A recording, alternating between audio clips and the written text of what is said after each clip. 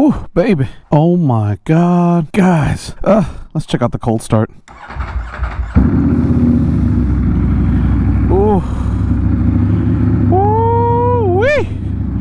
Baby, if you guys want to check out this bike here in a few minutes, I'm going to go over my first impressions on owning a 2020 Panigale V4. And if you guys want, stick around, stay tuned, and enjoy. If any of this content interests you, do me a huge favor.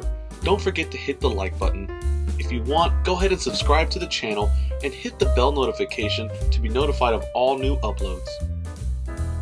Alright guys, if you've been following the channel, you know that I recently traded my 2022 Yamaha MT-09 SP, which I totally loved, for this beautiful, new to me 2020 Panigale V4, and this bike is bad to the ass. Now, this is a first impressions video. Now guys, I will be honest, I have probably like 500-600 miles on this bike. I've barely ridden it. Since I've gotten it, it's just been work, bad weather, you know, late evenings, things of that nature, and I just haven't been able to make a video, but here it is. Today I'm making the video, and it is such a beautiful day in Florida. The only problem is that it's super windy. I'm talking like 12 miles per hour wind gusts, which really sucks when you're on a sports bike, because even though you got the fairings to cover you, the crosswind is ridiculous right now. But back to the first impression, guys, this bike off the rip is a beautiful bike. I don't know if you've seen the pictures, but man, it looks so nice. It's just got all the parts and pieces that I love. I mean, it just looks so killer in person, and especially in photo, guys. I mean, this thing is really nice, and I'm not trying to brag about the bike, but man, it's just been like one of these iconic bikes that I've wanted. A Ducati, man, a super bike. Now, I know I had the R1 before, and I always complained about it, you know, and I have all this bike, nowhere to ride, and that is still the case even with this bike. It's like all this power, and I have nowhere to ride it. Now, this is the, and I'm probably gonna say this wrong, this is the Desmo Sedici Stradale V4 engine that's in it. It comes with 208 horsepower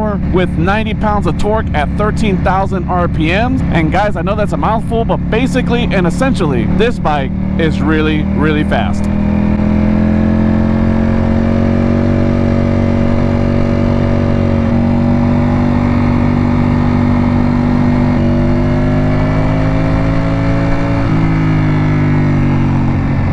Guys, you know, if you follow the channel, that's my favorite portion of this route, just because it has some twisties. Now, I'm still getting used to the bike. This bike is a lot different than the MT-09, and the first thing I want to tell you guys is that this bike has a lot of power, so you definitely have to respect the bike. I think I'm in sport mode, and it has a race mode, which is even more aggressive than this, which I haven't really tried yet, to be honest with you. I've been a little nervous because this is a lot of bike, and I've never had a Ducati, so I'm still trying to just learn it and feel it out. But basically, guys, this is a fast bike, okay? 208 horsepower is no slouch. Obviously, guys, this is one of the fastest production street bikes in the market, and I'm just blessed, and just, you know, I feel so fortunate just to say that I own one. Now, there are some pros and cons about owning this bike. I'll go over the cons first, because I think those are the most important, that'll keep you from actually wanting to get a bike like this. Number one, and I will stress this, number one is that this bike is freaking hot. When I mean hot,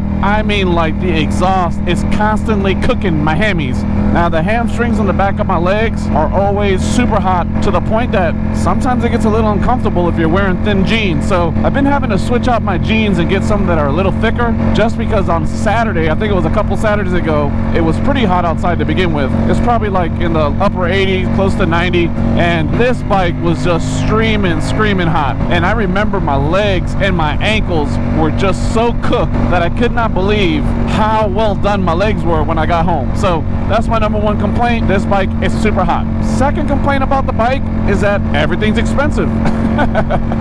Now, I know that's kind of stupid to say, but man, I mean, a lot of these parts on this bike are just like any other bike, a chain, a sprocket, things of that nature. I mean, those things shouldn't be too expensive, but this bike, all the parts on it, everything from the carbon fiber pieces, the drivetrain, to, you know, everything else is really expensive. And another thing I hate about this bike, and I'm going to show you right now, is the gas gauge. It has no gas gauge. So you're constantly battling with, do I have enough gas?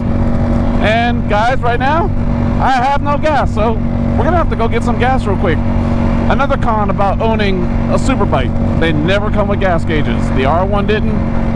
This Ducati doesn't, and that's really unfortunate, because as a street rider, riding in your local community, that's one thing you want to keep track of is, do I have enough gas?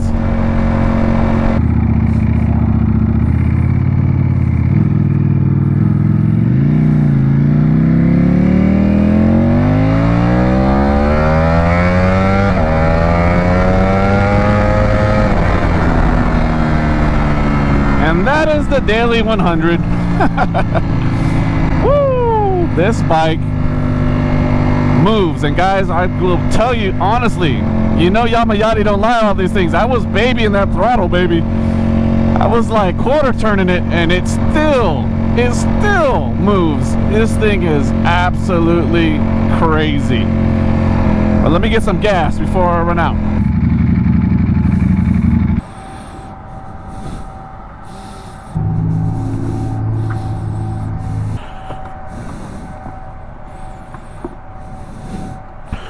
Of course we want that premium. Guys, another thing about Ducatis, you can only put premium. Can't put no cheap gas in this thing. I mean, even in my MT-09 I always put premium, but they were very specific. They were like, you could only put premium gas. So premium gas is what, $4.11 a gallon? It's getting pricey. Prices are starting to go back up.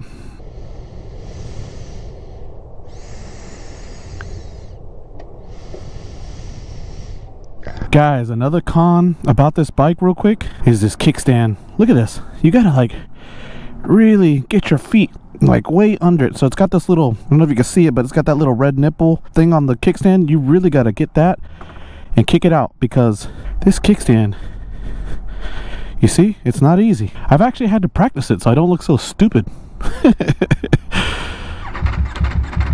And I mean that.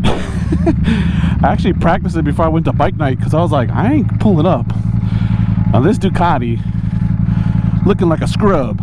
Alright, so back to the con list. It's hot, parts are expensive, the kickstand, and the gas gauge. Other than that, I have the normal complaints like I would any other sports bike. They're not comfortable, which this one surprisingly is a lot more comfortable than the R1. It's a little bit higher of a posture. I don't know how to tell you. It's just like it sits up just a little more on my arm, whereas the R1 I felt like I was leaning more, and I would get like a lot of wrist, like you know, my wrist would get sore and a lot of stiffness in my arms after the ride. This one is not that bad. I'm still leaned over, but not as aggressive as the R1, which doesn't really make sense because I feel like this is such more of a motorcycle than the R1, but it's a little more comfortable. Other than that, guys, I really don't have any complaints about the bike so far. Everything's expensive because it's a Ducati. I mean, you put the name Ducati in front of anything, it's going to be expensive, I get it, but besides that, I love the bike so far. But now to the pros. Obviously, guys, this is a fast bike, so power wise I love it. This thing is just crazy killer, super fast, and way more power than what I need, because guys, you already know me, I ride very conservative, and this bike is definitely way above Yamayati's skill performance level. But even though I still wanted to own a Ducati, so I got it anyway. So super fast, which I love. The looks of this bike is beautiful, and the exhaust system and the powder coating that the guy did before me, the previous owner, was very tasteful. So I love all the upgrades. He put the new rage cycle front turn signals, the new rage cycle delete kit on the back. It's got the Zard exhaust. It's got the CRG Burman mirrors, which I'm already familiar with those. You guys know most of my bikes have these mirrors, so I was really happy that it already had them. And of course, I'm gonna rock the ram mount. Other than that, guys, this bike is I won't say stock, because he does have it flash with the up maps. I think it's called up map or something like that. It's like a little fob that you plug in, you pick your exhaust system, and it does a flash, not like Brent tuning or anything like that super crazy, but it just gives it a little more gas, so that way you're not running so lean when you put these slip-ons on.